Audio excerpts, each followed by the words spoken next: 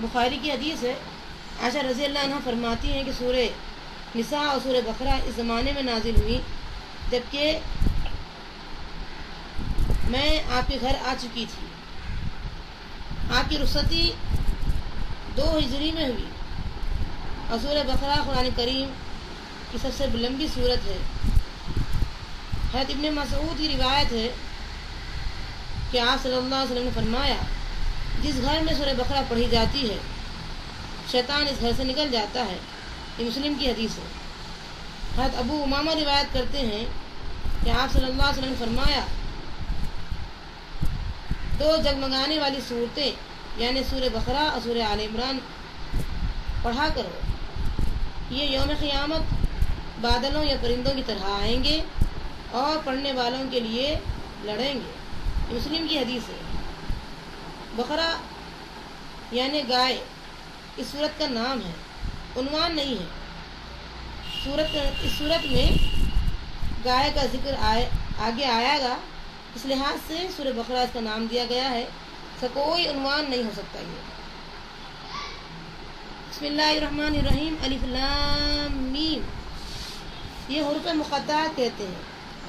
مقطعات اصل میں اس حروف کو کہتے ہیں کہ جن کا مفہوم انسان جان نہیں سکتا۔ چنانچہ یہاں ہم بتا رہے ہیں کہ یہ حروف مقطعات کہلائے جاتے ہیں۔ اس قسم کے جو حروف ہیں بعض صورتوں کے شروع میں آئے ہیں، یہ کل 14 صورتیں ہیں جس میں جو ہے یہ مقطعات آئے ہیں۔ ان کے صحیح معنی صحیح مفہوم اللہ کے علاوہ کسی کو نہیں معلوم۔ بڑی کوشش بھی کی گئی ہے، بہرحال یہ ناکام کوشش رہی۔ نزول قرآن کے وقت لوگ اس کی مفہوم کے کچھ آگاہ تھے مفہوم سے، یہی وجہ ہے کسی صحابی سے کوئی ایسی حدیث روایتاً نہیں ملتی ہے جس سے قطعی طور پر اس کا مفہوم واضح کیا جائے۔ کافی مفسرین نے اس کے معنی متعین کرنے کی کوشش کی ہے، جس میں ایک تفسیر یہ ہے کہ یہ رب العالمین کی جانب سے عرب جو ہے، جن کے عرب جو رائٹر تھے ان کو چیلنج کر رہا تھا قرآن کی بنیادی جو حروف ہیں یہ مرکب ہیں ان تمام چیزوں سے جس کو وہ استعمال میں لاتے تھے۔ یعنی ہم پر جیسے کوڈ ورڈ کہتے ہیں، کوڈ ورڈز جو ہوتے ہیں اسی طریقے سے ان کے پاس بھی کچھ ایسے ہی تھے کہ یہ اس بات کا اظہار کرنے کے لیے کہ یہ اس دور کے سب سے بڑے ادبا ہیں، رائٹرز ہیں۔ اب قرآن ان کو چیلنج کر رہا ہے کہ تم اتنے بڑے رائٹر ہو نا، تو پھر اس جیسا قرآن لے کر آؤ۔ اگر تمہیں اس کے حق ہونے کا شک ہے تو تم بھی ایسا قرآن بنا لاؤ یا اس قسم کی جو ہے آیتیں نوٹ کرو جیسے یہاں بیان کی جا رہی ہے، تم بنا کر لاؤ، بتاؤ۔ ان الفاظ کے درست اور قطعی معنی اگر ہم نہ سمجھیں تو ہدایت میں کسی طرح کی کمی واقع نہیں ہوگی۔ یہاں فرمایا ہے کہ یہ کتاب متقین کے لیے ہدایت ہے۔ دوسری جگہ یہ بیان کیا ہے کہ ہدی للناس، یہ کتاب صرف متقین کے لیے ہدایت نہیں ہے بلکہ للناس، لوگوں کے لیے بھی ہدایت ہے۔ اسے یوں سمجھ لیجئے جیسے کوئی مقرر کس جلسے میں جتنے حاضرین ہوتے ہیں ان کو مخاطب کر کے انتہائی قیمتی معلومات دیتا ہے۔ اب اس سے صرف حاضرین میں وہی لوگ استفادہ کرتے ہیں، فائدہ اٹھاتے ہیں جو حقیقتاً متقی ہیں، پرہیزگار ہیں اور اللہ تعالیٰ کے کلام سے استفادہ کرنا چاہتے ہیں۔ اسی طریقے سے ہم دیکھیں گے کہ تقریر کرنے والوں کا جو انداز ہوتا ہے اس سے جتنے لوگ فائدہ اٹھاتے ہیں وہ بہت مخصوص لوگ ہوتے ہیں۔ حالانکہ پوری پبلک ہوتی ہے لیکن وہ ویسے فائدہ نہیں اٹھاتی جیسے یہ مخصوص لوگ فائدہ اٹھائے ہیں۔ اسی طریقے سے قرآن مجید کے بارے میں بھی آتا ہے کہ پورے لوگ فائدہ تو نہیں اٹھائیں گے، فائدہ صرف وہی لوگ اٹھائیں گے جو متقی ہوں گے۔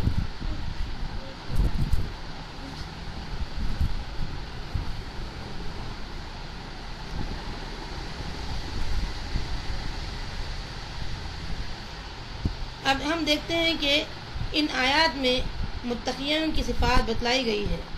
پہلی شرط یہ رکھی گئی ہے، یہ صفت بیان کی گئی ہے ان کی کہ یہ لوگ غیب پر ایمان لاتے ہیں۔ یہ امور غیبیہ ہے، وہ چیزیں ہیں جن کا ادراک عقل اور حواس کے بغیر ممکن نہیں ہے۔ چنانچہ ان اشیاء پر ایمان لانا ضروری ہے اللہ پر، اللہ کے فرشتوں پر، اللہ کی کتابوں پر، اس کے رسولوں پر، آخرت پر، تقدیر پر، ان میں سے کسی بھی چیز میں ایمان نہیں لانا سب کا انکار ہے. اور ایسے وقت میں جب وہ ایمان نہیں لاتا ہے وہ کافر ہو جاتا ہے. اور یہاں رزق سے مراد ہے صرف وہ مال و دولت، بلکہ ہر وہ نعمت جو جسم یا روح کی نشوونما میں معاون ہوتی ہے، مدد کرتی ہے. تو تمام چیزیں شامل ہیں. رزق کے اندر ایک ہی چیز نہیں آتی ہے، بلکہ مال و دولت کے علاوہ ہر وہ نعمت جو جسم کے حساب سے ہو، روح کے حساب سے. تو اللہ تعالیٰ فرماتے ہیں یہاں وَمِمَّا رَزَقْنَاهُمْ يُنْفِقُونَ، وہ لوگ خرچ کرتے ہیں، نماز قائم کرتے ہیں اور جو ہم نے دیا ہے خرچ کرتے ہیں. اب خرچ کرنے میں کیا کیا چیزیں؟ تن من دھن، روحانی اعتبار سے، جسمانی اعتبار سے ہر چیز وہ خرچ کرتے ہیں.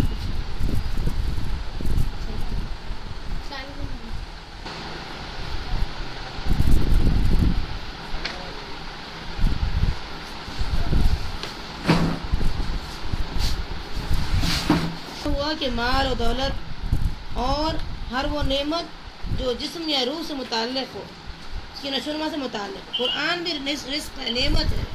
جو لوگ اس قرآن سے فائدہ اٹھاتے ہیں وہ اصل میں نعمت سے فائدہ اٹھا رہے ہیں. یہ روحانی نعمت ہے. اور جو لوگ محروم ہو رہے ہیں وہ روح کی غذا کے جو ہے بندوبست نہیں کر رہے ہیں، نشوونما نہیں دے رہے ہیں. اور اس طریقے سے کل کو معلوم ہوگا کہ جسمانی اعتبار سے تو وہ بالکل موٹے تازے قربہ معلوم ہو رہے ہیں، لیکن روحانی اعتبار سے وہ بالکل جو ہے اپنی روح کو سسکتی بلکتی چھوڑ دیے ہیں. اس لحاظ سے یہاں رزقہ کے معنی جو ہم دے رہے ہیں وہ یہی ہے کہ اللہ تعالیٰ نے جس جس نعمتوں سے ہمیں نوازا ہے، ان میں سب سے بڑی نعمت قرآن حکیم، قرآن کریم. قرآن سے انسان جتنا فائدہ اٹھائے گا انشاءاللہ اس بیس پر وہ جو کچھ لوگوں کو فائدہ پہنچائے گا انشاءاللہ وہی اصل میں کامیاب لوگ ہیں. کچھ لوگ دنیا میں، اس لیے اللہ تعالیٰ فرماتے ہیں، رزقہ کی جو ورڈ ہے اس میں بتانا چاہ رہی ہوں، کچھ لوگوں کو دنیا میں اللہ تعالیٰ اس لیے بھیجتے ہیں کہ وہ دنیا والوں کے لیے سمجھے ان کی حاجت کو پوری کرنے کے لیے پیدا ہوتے ہیں، ان کی ضرورتوں کو پوری کرنے کے لیے پیدا ہو. اور حقیقت میں جو لوگ ان کی ضرورتوں کو پوری کرنے کے لیے پیدا ہوتے ہیں وہی کامیاب لوگ ہیں.